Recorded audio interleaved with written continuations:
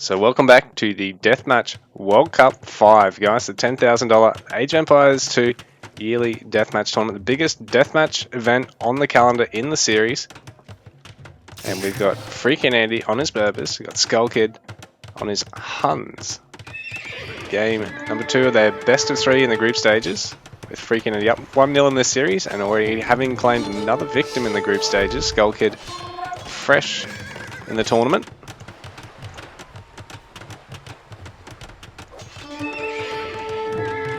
So there's not a lot of resources around the map. The occasional stone pile to the sides of the map outside the bases, but all the gold concentrated in the center. So it's really crucial to get map control. With forward pressure in particular, you know, you're not really going to have time for side building and proxies, or really anywhere to do it because of the water. So be careful of bombard cannons as well later on.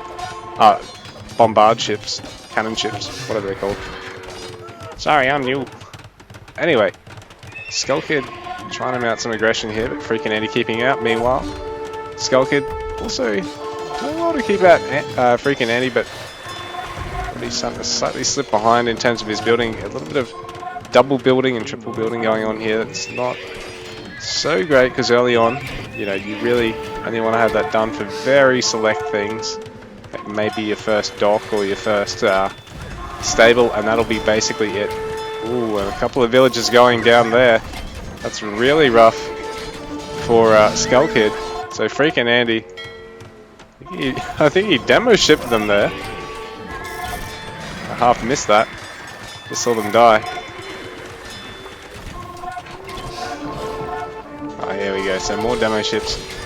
This will really hurt Skull Kid because until he can actually get up a dock and have some of his own, Freakin' Andy has a huge advantage with quick moving splash here. These things are like banelings that can only stay on the water. They are freaking amazing for this game mode. For any of them really, but this one in particular, you see some awesome stuff.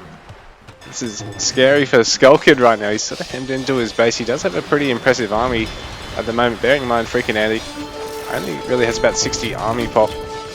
Skull Kid actually slightly ahead in terms of his army size at the moment. Because Andy, once again, starting to divert his attention into macroing up, taking a couple more town centers. He's put a lot of build time into all those docks. He's getting a castle on the shallows because you can actually build on the bog shallows. On the regular shallows you can't, but on the bog shallows you can.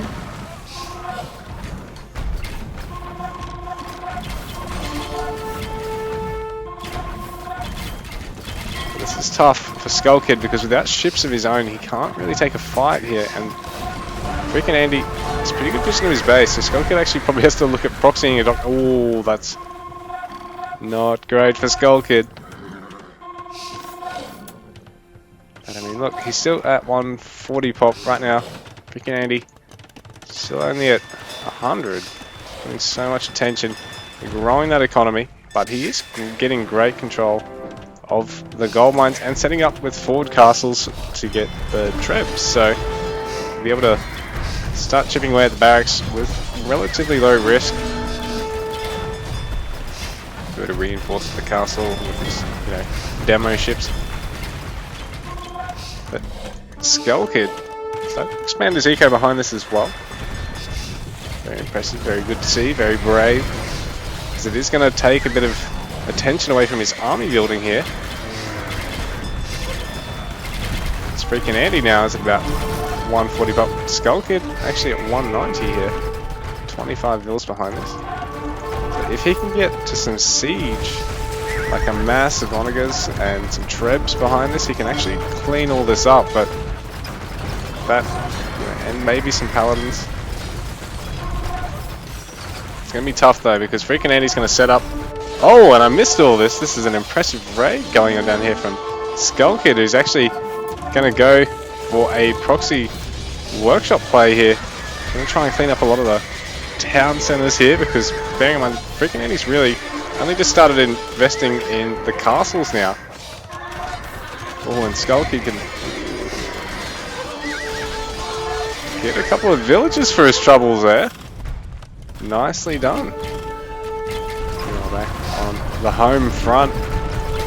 All the production, Skull Kid going down because Freakin' Eddie's deciding to push the button. He's got his cannon galleons, he's got all these trebs, and he's starting to clean up this raid now. He's finished that castle, having lost a pair of town centers and a few vills. He's actually managed to clean up quite a few of the paladins, and now this side build workshop encampment's going to get found because Skull Kid's actually just streamed his paladins here to try and defend it. I think, yeah, that workshop would have been seen by the galleon. That's what I meant. It's just sort of hard to get away with it.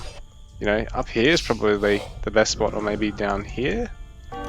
Really rough otherwise, but Freakin' Eddie's pretty much wiping out Skull Kid's main base here. So he's got his own army of heavy cavalry archers who must have cleaned up a round of the camels there. The Freakin' Andes, but missing a lot of the section actually. But it's a bit of a do or die effort by Skull Kid, and the HCAs are even worse under the castle fire than the paladins are. Castle's strong in AoE too. It's crazy.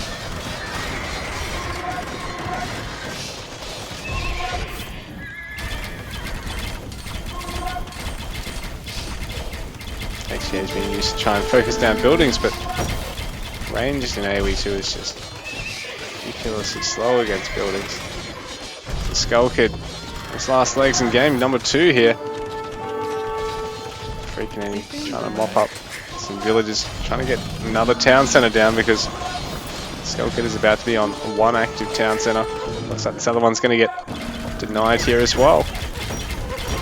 HCA's trying to work away at all the vills here.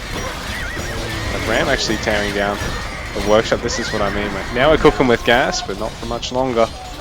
Camels, got to clean up all the rams there. The galleons in support. They're not really able to clean up the paladins from that range actually. Able to kill all the trebuchets. So that's a nice trade there for Skull Kid, but I think it's a bit of a Pyrrhic victory right now because Andy's just setting up with castles and outposts in his base.